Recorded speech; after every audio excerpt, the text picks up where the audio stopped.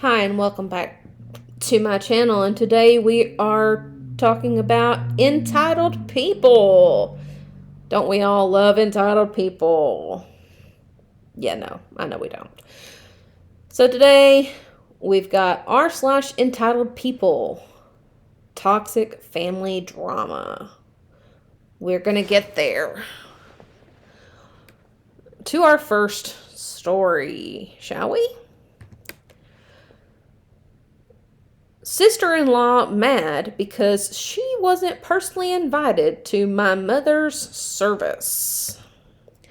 So my mother recently passed away. After her passing, it was obviously very hard for me, on top of planning her service and organizing funds for everyone. She left us nothing. I posted her obituary to social media and pretty much assumed, for every other service I attended, those who read the obituary and wanted to pay their respects would. More people than I ever expected showed up, except sister-in-law, which I felt was odd because she texted me condolences, so she knew, and her parents were at the service. A few days later, I find out she's telling everyone she refused to come because she wasn't personally invited. That's not how funerals work. You don't personally invite people to funerals. And also has been saying nasty comments about my mother's service, obituary, and her passing.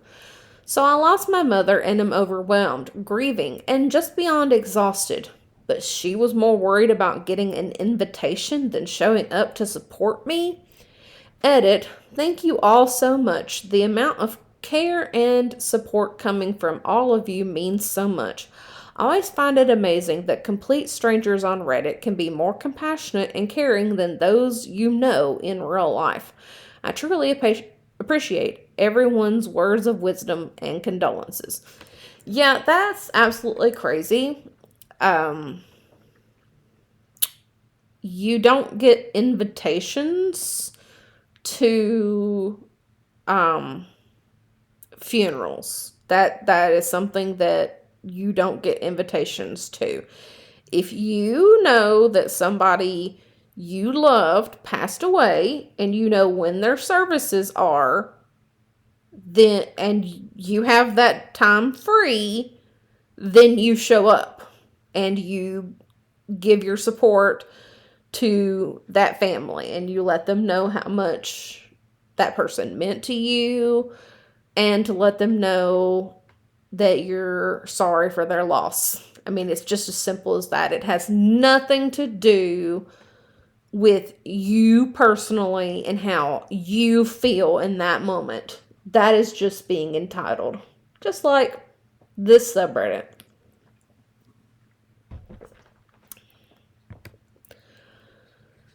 Man berates baby for crying. Why do I already have a bad feeling about this one? So this happened about an hour ago. We went to a restaurant for my aunt's birthday to celebrate her 50th. I created a dog poop cake that she had requested from last year. I'd gone up to the bar to request the cake, and as I turned round, a tiny baby let out a very short cry. Bear, that's the wrong way to spell that, in mind, this baby hadn't made a sound till that point. All I heard was what I hope was a drunken fool shout at the top of his lungs to the waitress, "Get that dadgum baby to stop crying!" What the heck? I watched the mom walk out with the baby. She looked upset. Don't blame her. As I got back to my table, all I heard was this awful fool mimic the baby crying. Wah, wah. I was disgusted. I told my family, who all agreed how awful this idiot was. A moment later, I saw a chap get up from the table and go to the poor family to apologize for his friend's behavior. A waitress who seemed to be consoling the family looked to be telling this chap off. Before walking away, the fool was then berated by staff. All I could think was that served him right. It seems they were kicked out because they could have they were kicked out, but they could have left naturally. Edit to add, my aunt burst out laughing when she saw the cake, literally crying with tears, and found the whole thing hilarious. She wants rabbit poop next year. I said no. Okay. We all know that when we go to public places, that there is a very distinct possibility that there's going to be a family there that might have a small child, and small children make noises. We hope that the parents would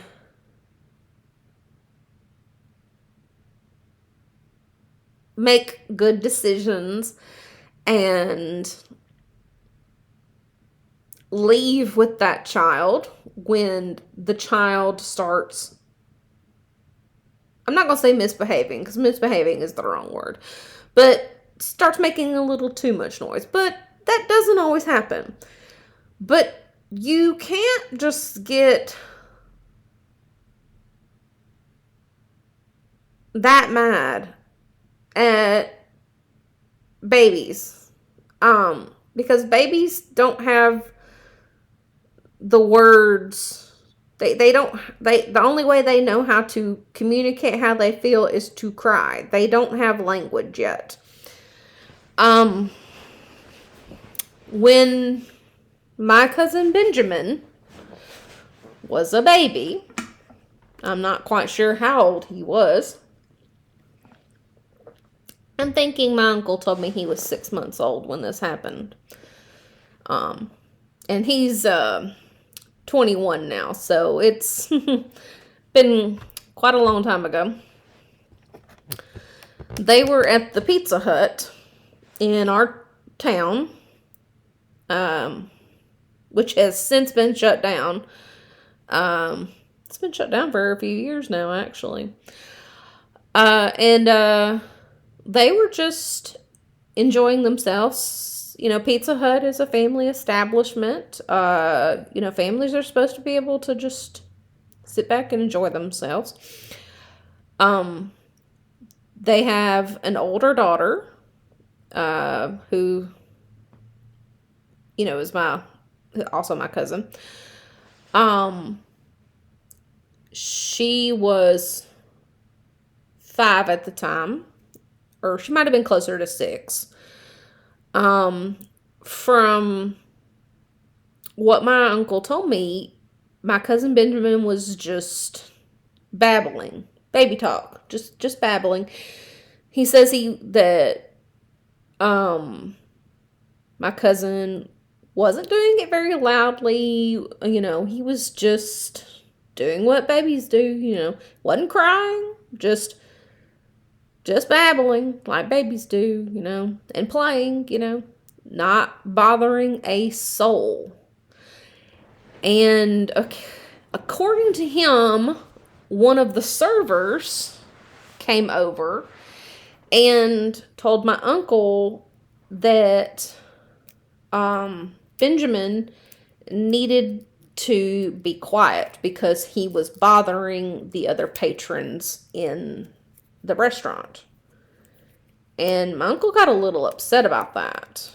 And he said that, you know, Benjamin wasn't really making that much noise. He couldn't be bothering. I mean, he was just, you know, baby talking. He couldn't have been making that much noise. And she just said, "Sir, I'm just telling you what I was told to say," basically, which, you know, I can't blame her. You know, she was just doing what she was told.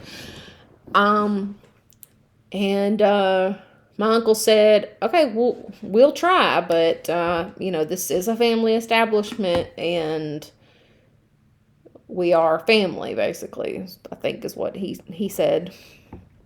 And you know, they went on. They were eating the bar, I believe, is what they were doing. So that's why they've been there for a little while.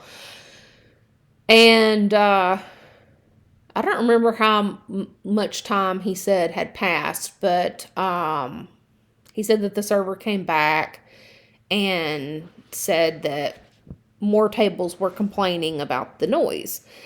And my uncle got really upset again, and he said he's not making that much noise. And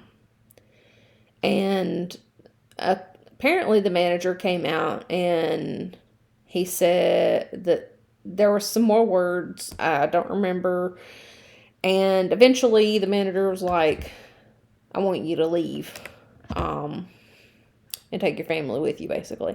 And where I grew up is a very small town, like small enough that everyone knows everyone. So this was not something to take lightly.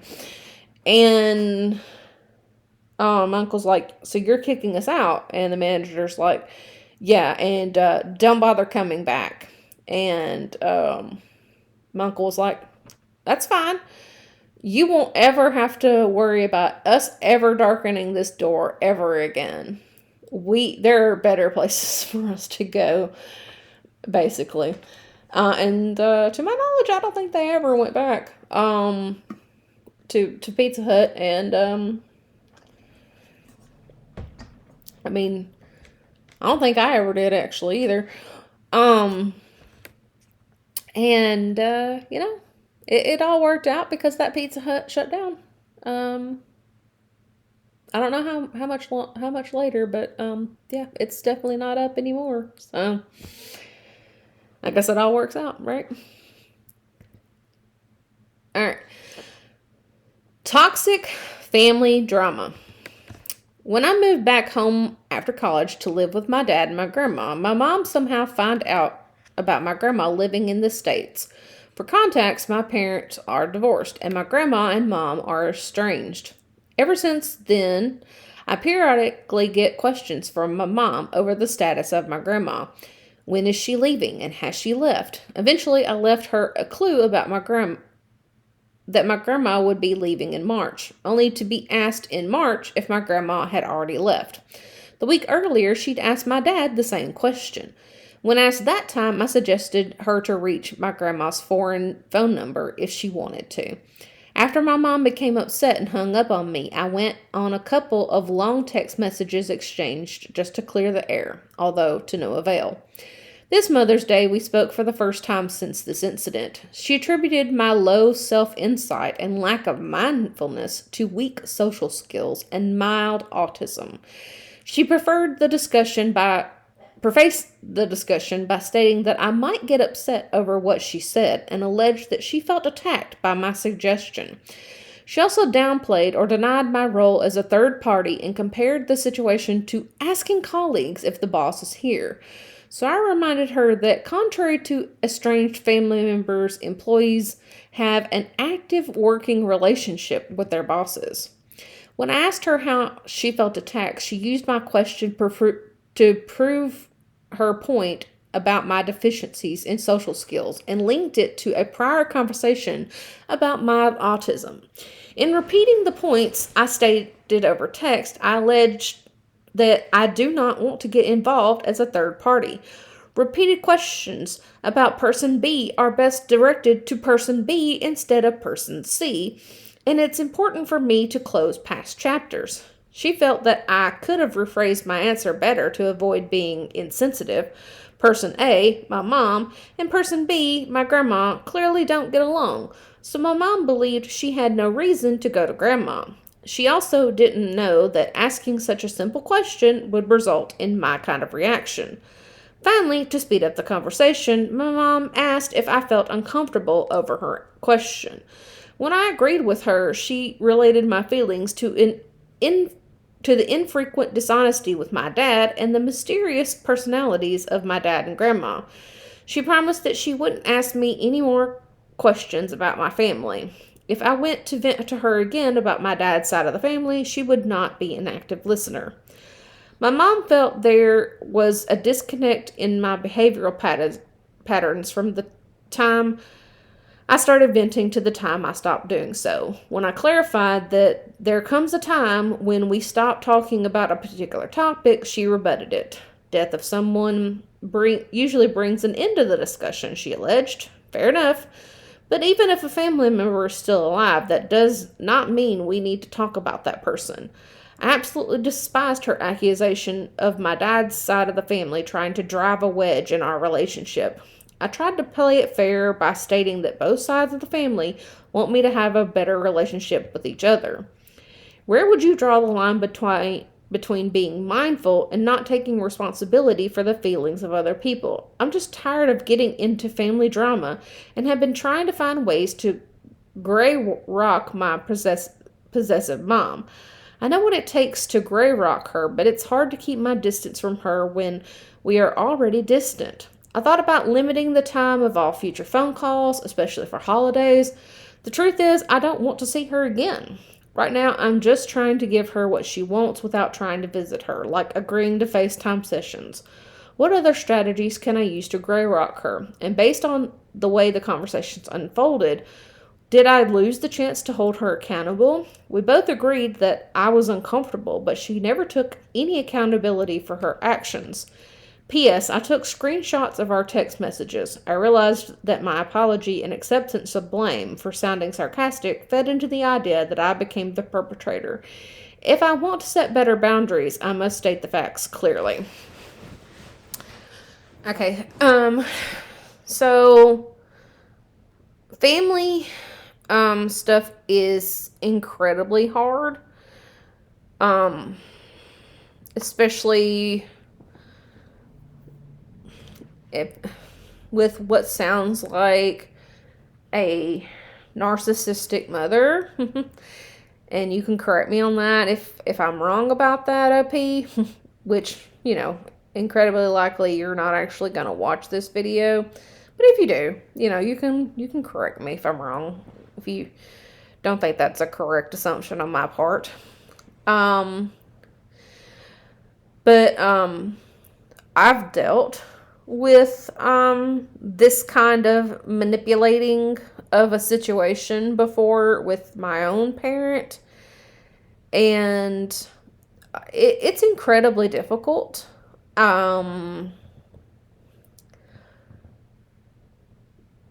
My mom and my sister had an incredibly difficult relationship at one point. Not incredibly that long ago, actually.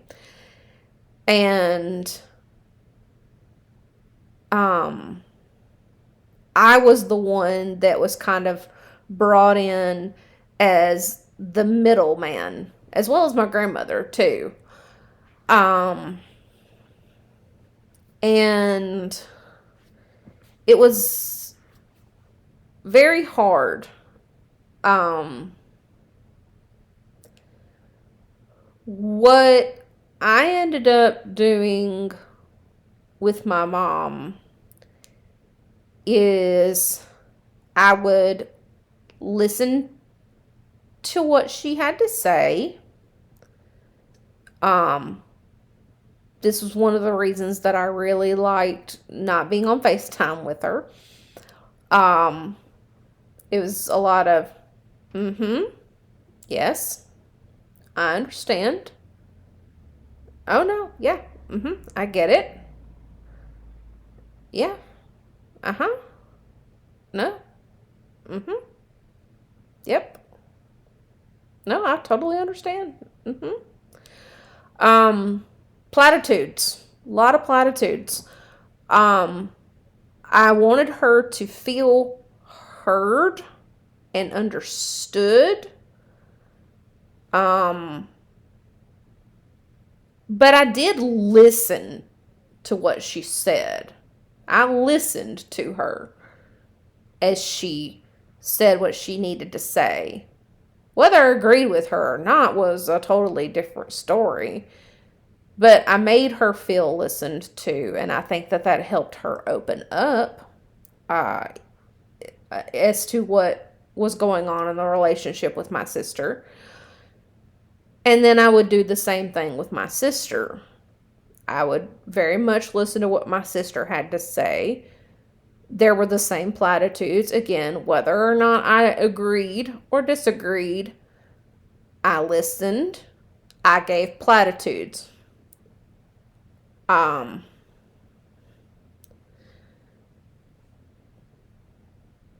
I tried not to give advice to either.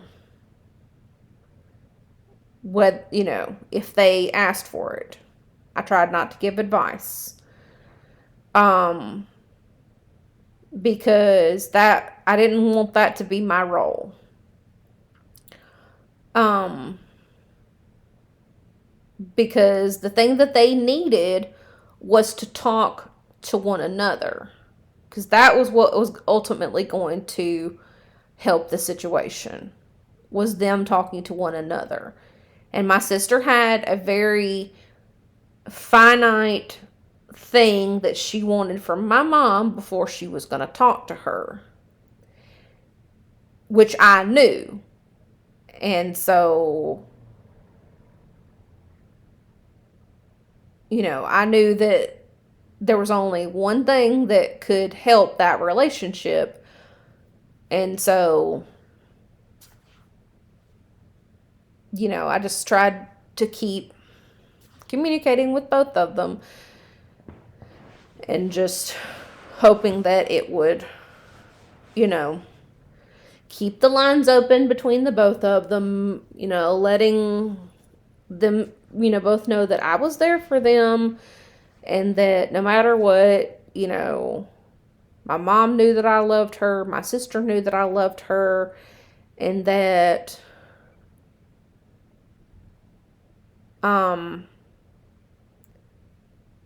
regardless of anything, they did both, at the end of the day, love each other, regardless of what was going on. And as you said, OP, it did take a death in the family to bring them together. And that's really sad to say. And it was really sad for our family. But that is what started them on a path to come back together as come back together. And my mom is a totally different person now than when the two of them split, and I'm so happy to see it. And I never would have been able to be a part of that journey had I cut her off. But yeah, being able to set boundaries is a very good thing. And so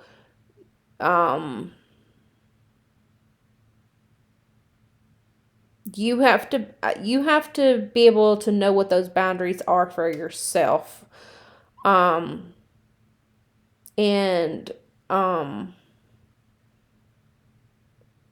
so only you know what is going on between you and your mother. And only you know what those boundaries need to be. But I would definitely say don't cut her off completely. Where some people might say that, because, and she may never, but I can attest that my mom has changed for the better, and it has rocked my world, and in a good way. And a lot of it was because of the things that I had done for her through that journey with my sister, and then the death in the family. And now we're on the other side of that, and I get to see all these wonderful things that are happening because now she wants to change and she wants to be a different person. So I don't know. I hope you can hear what I'm saying if you actually ever listen to this, OP, or anybody else that actually hears this part. Don't fully ever give up on your family that are struggling and everything like that, because they can change. They need to want to. You're absolutely right. They need to want to. But you never know what's going to be that catalyst that makes them want to do it. And if you stick with them, even if you're keeping them at an arm's length, if you stick with them, you get to walk with them through that journey and see how much they change.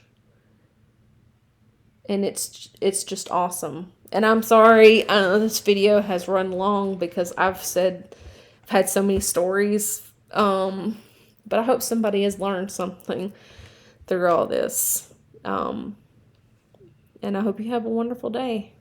Bye.